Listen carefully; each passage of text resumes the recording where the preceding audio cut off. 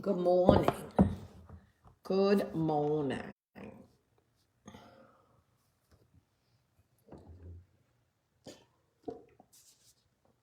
Good morning. How's everybody doing? Jeez, Jamie. I'm a bit of a mess this morning. I've been out and about with the husband. Michael and I were out together. Hi, cousin Jake. My cousin, who is such an amazing cook. It's weird because he's on the Jewish side of my family, but he cooks like the Italians. Good morning, everybody. Good morning. Good morning. Good morning. Good morning.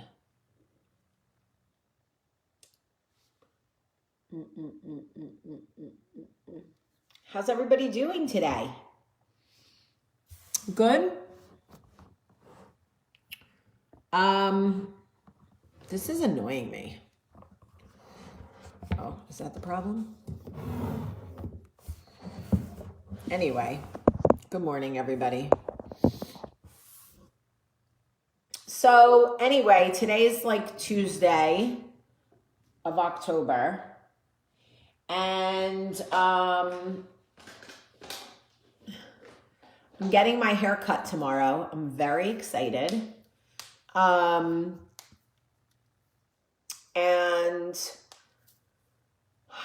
I am getting it colored so I don't have to see my grays, and such is life at 43. Okay. So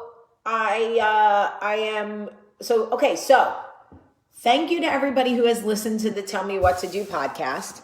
I love seeing the numbers and seeing that you guys are listening and that you guys are enjoying it. It makes me really happy, and I really appreciate it because we work really hard on the podcast. This last, hi Bethany O'Leary. This last episode, hi Sabrina.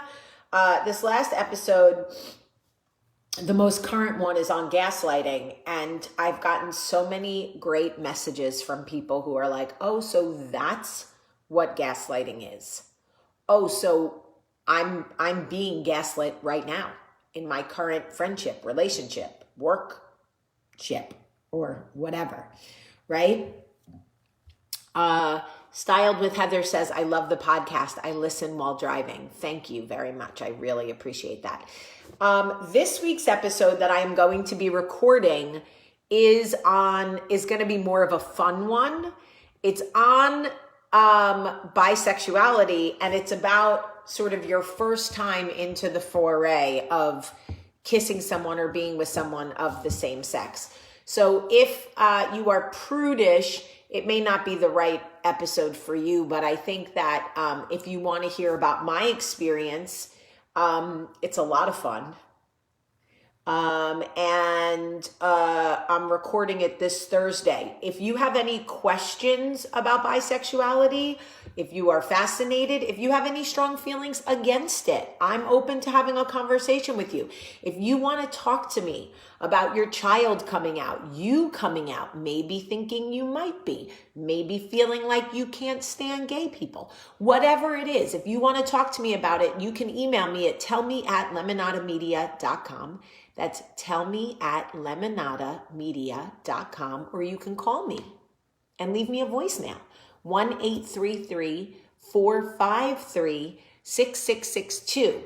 And then I can call you back and we can talk on Thursday. If you want to Zoom with me, we can Zoom. We can talk on the phone. We don't have to use your real name. So if you're like, hey, I'm bisexual, or I think I'm gay, or my kid is gay, but don't use my real name, no problemo. We can call you Princess Consuela Banana Hammock. Not a problem at all. Okay? So, listen, at the end of the day, I am loving and accepting of all people, but not everybody is. And I think it's really okay, by the way. If you have strong feelings about gays, or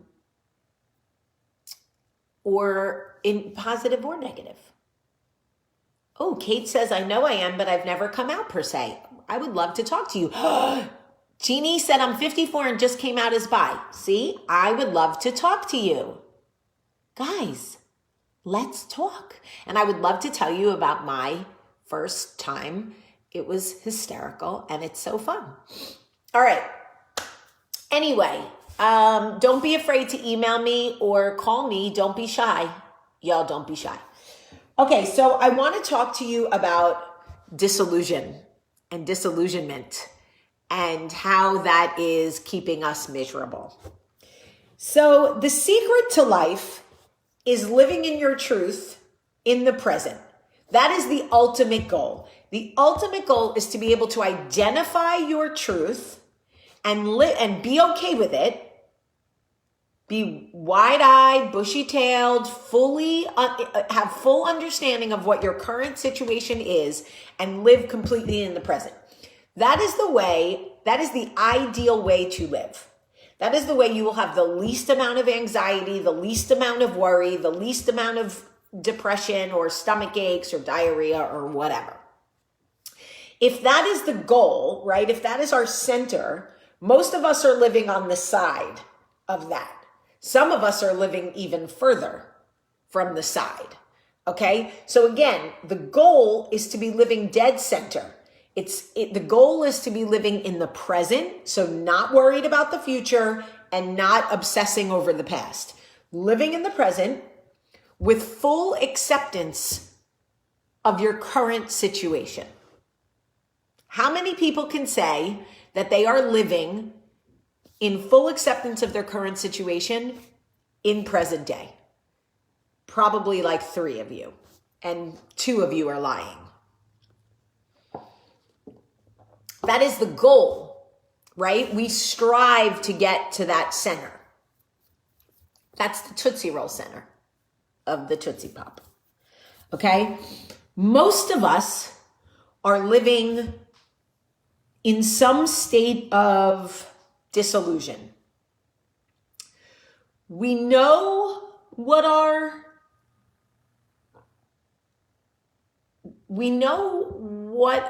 real current situation is, but we are living in some form of the future in hopes that our present will change. That is emotional purgatory. For example, if you are with a man that will not give you the things you want, but you believe that if you stay long enough, he will eventually give you what you want, you are far from protecting your peace. You are living in an area of disillusion, and you are essentially torturing yourself. That is like self-mutilation. When you refuse to see a situation for what it is, or you see it for what it is, but you romanticize or fantasize about what it could be, and you stay in a situation that is destroying you because you hope it will be something different in the future, that is self-mutilation. House of Dreams UK says, oh my God, this is me right now. This is a lot of us. This is not just you. For those of you that are in a miserable work situation because you believe, or you have been led to believe, or you've been given false promises that later things will change at work and you're just hanging on because you think and blah, blah, blah, that is self-mutilation. That is self-mutilation. So, okay, Jamie, we've identified the fact that many of us are living far from the center, far from the goal, which is living in the present with full understanding and acceptance of our situation. We lie to ourselves to protect ourselves from pain. That's what we do. We lie, we tell ourselves lies. I know so many people who stayed in relationships with people that were making them unhappy because they believed that eventually the behavior would stop. It doesn't stop. It's self-mutilation. You are literally living in a state of disillusionment, which will make you miserable. So, when you, so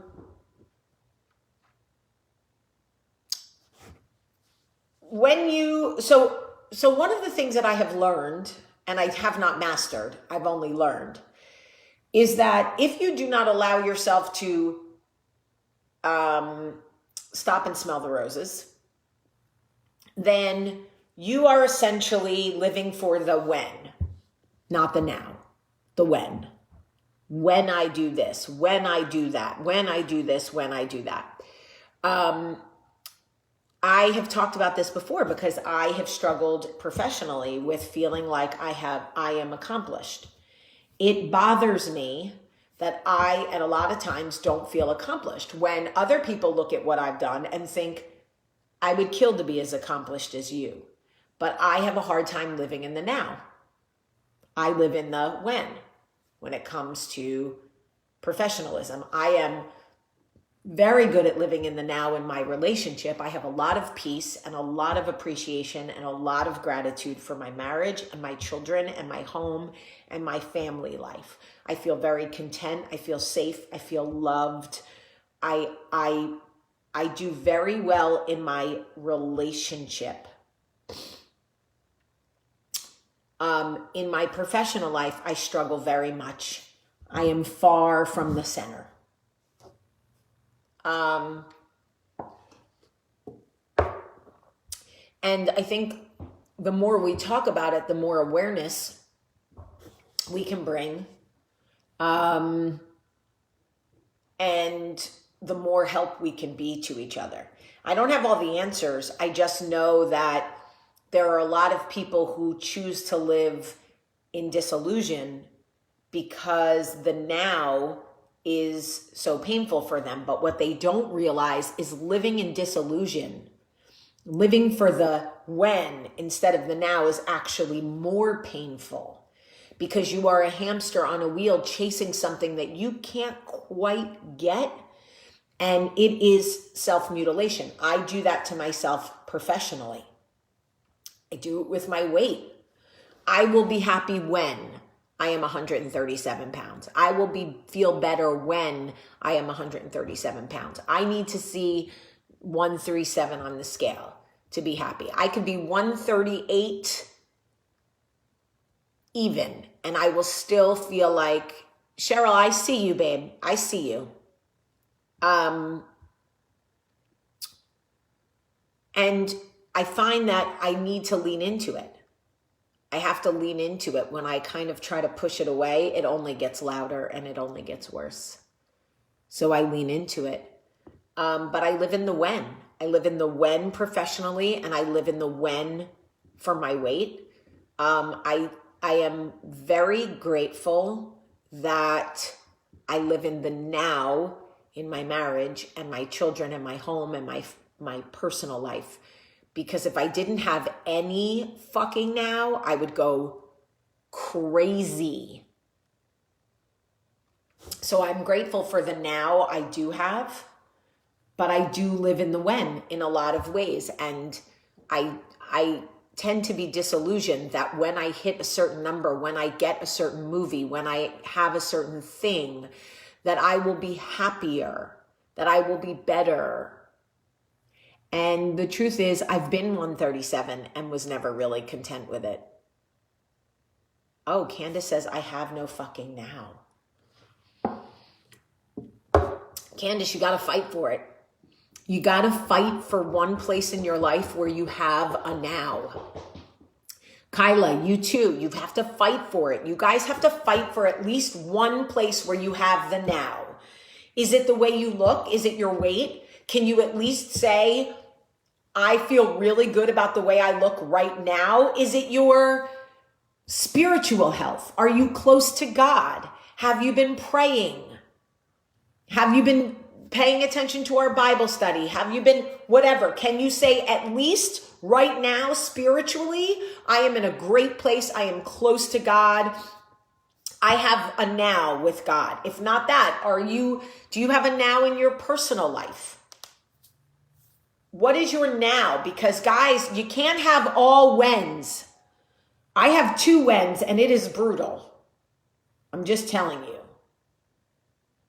If you have a now, lean into it, celebrate it, feel great about it. You can't live full of whens. You got to have some nows. No, Jesus is not the only now. Unless you mean he's your only now. That's different. Do not ever, ever, ever let guilt keep you from God. Do not ever let guilt keep you from God. I don't care what mistakes you have made in your life, what decisions you have made, what sexuality you are, what fucking anything. Do not let guilt keep you from God. It is when he wants you closest. When you feel unworthy, he wants you closest. Do you think God wants to be surrounded by people who have all the nows and all the perfect and make all the great things? Come on now. No. God wants you closest when you are struggling, when you feel guilty, when you are not happy with the decisions you are making. That is when he wants you to come be with him. Okay? Now, too many of us are saying we live in the when. There's a lot of us that say we live in the when. We've got to find some nows. You've got to identify some nows. Are you doing well with parenting right now? Are you communicating well with your children? Do you feel present with them? Are you tucking them in at night? Are you able, like, is that your now? Do you feel good about your parenting? Is it like you've got to find a now. You cannot really be living a happy, full life if it is all whens. If you have no now, this is your homework. You've got to identify a now. Okay? Gina says, I feel like all I have is whens. Okay, you've got to identify a now. There's got to be something in your life. Is it your physical health? Are you physically healthy?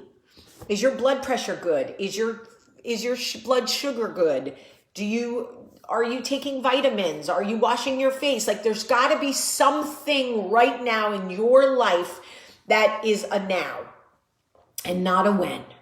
You got this. I know everybody has a now. You got to really think about it. What is a now? A now is a place where you are living in the present, where you are content, where you feel good and centered and honest about where you are. The whens are, I'm going to be happy when I lose weight. I'm going to be happy when this happens professionally. I'm going to be happy when my husband and I do this. I'm going to be happier when we buy this, when we get this, when my kids this.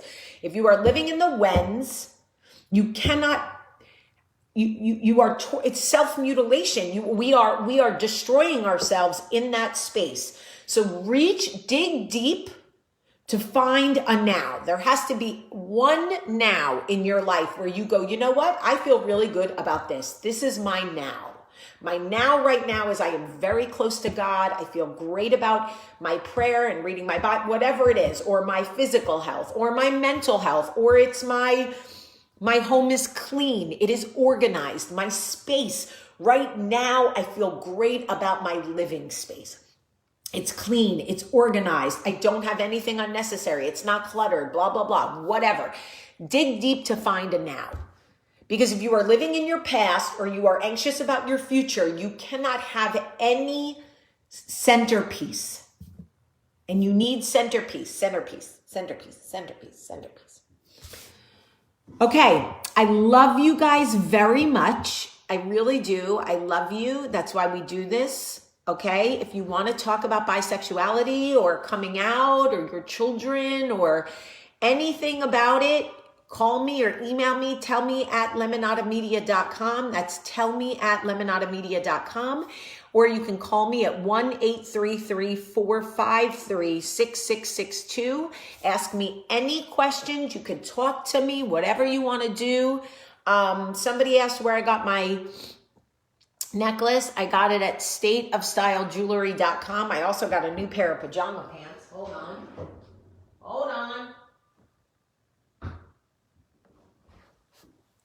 I got the nurses, the first responders. I love them. Shout out to all the first responders. Okay, these are the softest pajama pants I've ever owned, like butter. They are so, these lounge pants are amazing. You will absolutely love them. They have a little stretch in them. They're a perfect length. I wear a medium. And I'm a size 6. So if you want to check them out, you can go to stateofstylegewelry.com, stateofstylegewelry.com. You can look at all the lounge pants. We have all different sizes and ones. We're putting up the Christmas ones. They're so great and the softest, most comfortable pants you will. Oh, look at the ones I slept in last night. Last night I slept in the jeans ones. They look like jeans.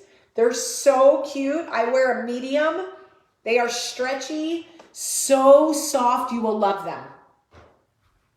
Anyway, I love you guys. Have a great, great day.